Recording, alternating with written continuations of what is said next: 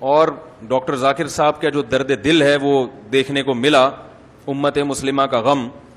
انہوں نے بتایا کہ اس وقت مسلمانوں پہ سب سے زیادہ ظلم چین کے صوبے سنگیان میں ہو رہا ہے، اور اس جرم پر کوئی آواز اٹھانے کے لیے تیار نہیں.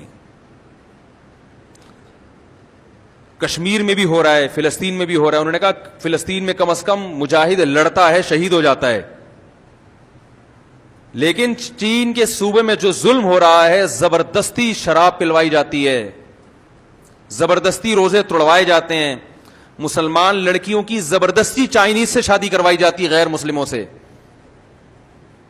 جیلوں میں ڈالا جاتا ہے، بے انتہا ٹارچر کیا جاتا ہے ان کو، اور اس جرم پر کوئی آواز اٹھانے کے لیے تیار نہیں. انہوں نے کہا انتہائی افسوس کے ساتھ، انہوں نے کہا بہت جذباتی ہو گئے تھے جب یہ بات کہہ رہے تھے نا، تو انہوں نے کہا میں نے ایک مجمع میں یہ بات ذکر کی ہے، لاکھوں کے مجمع میں، اس کے نتیجے میں 20 ممالک نے چائنا کے خلاف احتجاج کیا، ریکارڈ کروایا احتجاج، لیکن انتہائی افسوس کہ وہ 20 کے 20 غیر مسلم ممالک تھے، ایک بھی مسلم ممالک اس میں شامل بولو بھائی نہیں.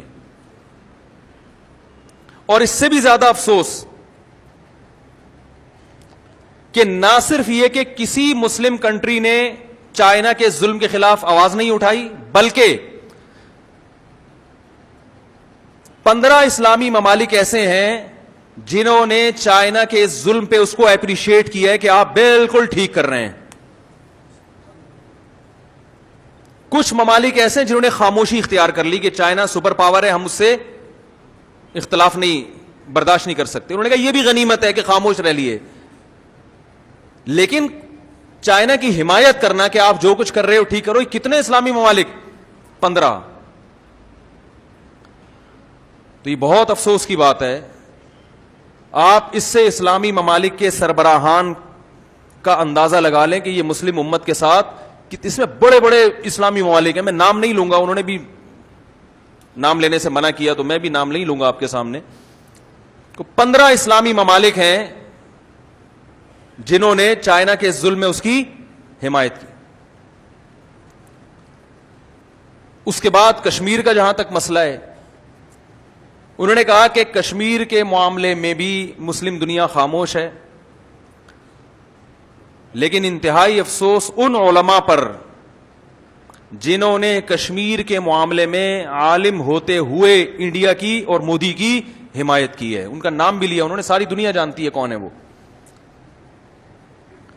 انہوں نے کہا کہ آپ ظلم پر خاموشی اختیار کر لیں کہ آپ کو خطرہ ہے ظالم سے، اس کی پھر بھی کوئی لاجک بنتی ہے، ایمان کا ادنا حصہ ہے، لیکن ظالم کی حمایت شروع کر دیں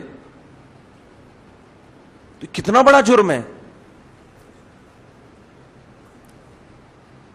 تو ایک بہت اہم پیغام ہے ان کا امت مسلمہ کے نام کہ بھائی کشمیر میں جو کچھ ہو رہا ہے اس پر بھی بھرپور طریقے سے آواز اٹھانے کی ضرورت، اور اس سے بھی زیادہ چائنا جو کچھ کر رہا ہے مسلمانوں کے خلاف، اس سے بھی زیادہ آواز اٹھانے کی ضرورت. اور اپنے مسلم حکمرانوں کی ہدایت کے لیے بھی دعا کریں، اللہ تعالیٰ ان کو ہدایت دے. اگر ہدایت کے قابل نہیں ہے تو اللہ ان مسلم حکمرانوں سے ہمیں نجات دے.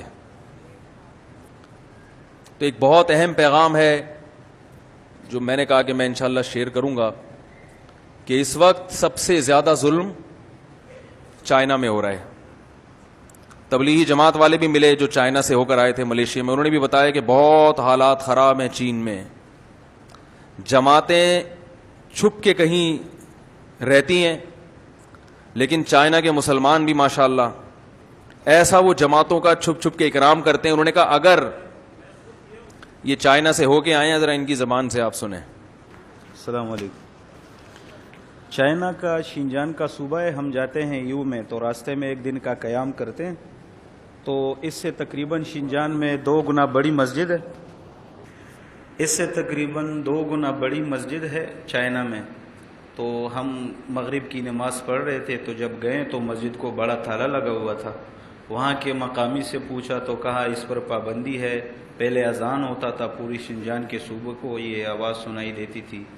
تو پھر ہم ٹیکسی میں بیٹھ گئے, میں سورہ یاسین کی تلاوت کر رہا تھا, تو وہ ٹیکسی والا مجھے کہہ رہا ہے کہ چپ ہو جاؤ, آپ تلاوت نہ کرو. میں نے کہا کیوں, وہ بھی مسلمان تھا.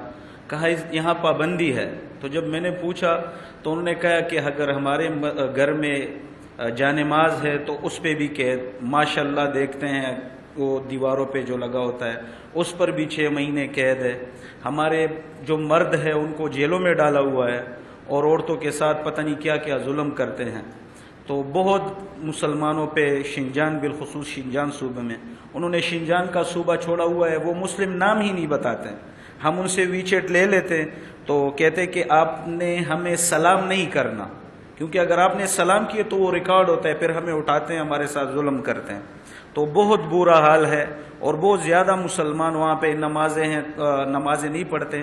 پھر ہمارا ایک پٹھان تھا, ہم اس کے ہاں چلے گئے, ہوٹل میں اوپر نماز پڑھی. جانماز ہم اس دکان میں بچھا رہے تھے تو انہوں نے کہا کہ یہاں سے اٹھاؤ, میں مسلمان نہیں ہوں. پھر ہمیں نے اس دوست نے بتایا کہ یہ مسلمان عورت ہے, اور یہاں کے ظلم کی وجہ سے یہ بھی آپ کو کہہ رہے ہیں کہ میں مسلمان نہیں ہوں. تو آپ سب سے درخواست ہے کہ ان کے لیے بھی دعا کریں, اور حضرت سے بھی درخواست ہے. اچھا, ایک اچھی بات ہے کہ صرف ایک کنٹری ہے جس نے آواز اٹھائی, یہ ایک اچھی بات الحمدللہ. صرف ایک ترکی ہے جس نے ابھی آواز اٹھائی ہے. تو ایک اللہ تعالیٰ نے چونکہ دین کو محفوظ رکھنا ہے, اس وقت طیب اردوغان کا جو کردار ہے ترکی میں, بلکہ عالم اسلام کے لیے, اس اقدام کو ڈاکٹر صاحب نے بھی سراہا ہے, ہمیں بھی سراہنا چاہیے, علماء بھی ساتھ ہیں, اور ہماری گورنمنٹ کو ترکی سے سیکھنا چاہیے بہت کچھ. ایک ہمارے سامنے جو بہترین مثال ہے نا اس وقت, وہ ترکی کی مثال ہے, تو ہمیں ترکی سے سیکھنا چاہیے.